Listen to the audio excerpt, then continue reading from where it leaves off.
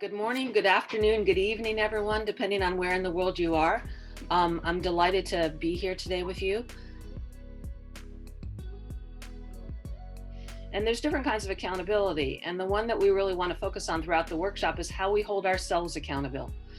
And to change our organizations and to change the sector, we first have to change ourselves. There was a very important realization for myself about change, and that was that change is painful.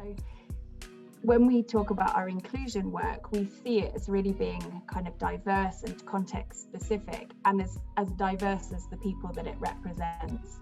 So what we'll be talking about now won't be about setting out a one-size-fits-all approach or specifying a set way forward, but just really starting to use the time to discuss and identify different approaches and reflect on what they show us. I think what we learned here in Zimbabwe is the fact that we need to intentionally invest in inclusion. When we're recruiting our volunteers for our programs, we need to combine both young people with disability and young people who do not have any disability. Many of you know, COVID is just one disruption. It's been a really significant one. In some ways, because it's so global, it's forced all of us to think about these issues at the same time, but we're always going to have disruptions. Being inclusive is the right thing to do. It actually ensures that no one is left behind.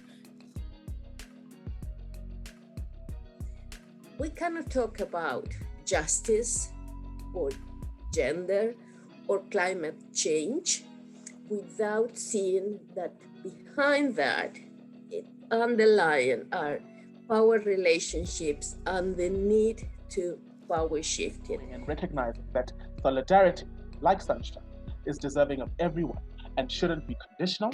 And secondly, that we can extend ourselves in kindness and intentional care. And that means either a certain level of forgiveness, that means a certain level of accountability, and recognizing that there are historical, invisible injustices that perpetuate inequality, that perpetuate limited forms of engagement, and that wouldn't necessarily allow for everyone to be included, whether it's within the COVID response, whether it's in grant deployment, or other forms of decision making. Key finding was that community-ledness is a craft. There's not a particular specific operational definition of what it means to be community-led. It really is this ability to build relationships that are based on care and trust for each other and shared development goals. I think the COVID pandemic brought a new dimension. The donors came to the local organizations asking, what can we do? How do we solve this? I think the pandemic forced the shift in a way that donors were able now to start asking, how do we solve this crisis?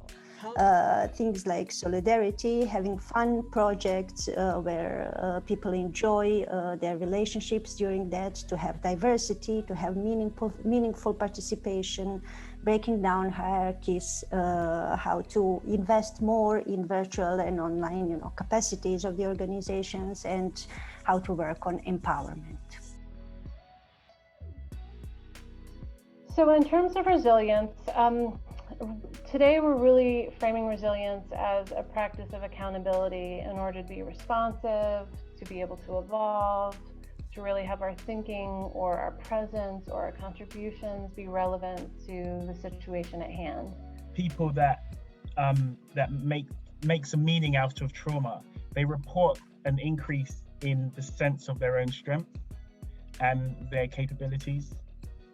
They report also an improvement in relationships with others, that and also a stronger sense of belonging, especially if there's been they've gone through that trauma with others as well. We're going to look at today, so we're going to kind of use a storytelling technique to help us experience post-traumatic growth.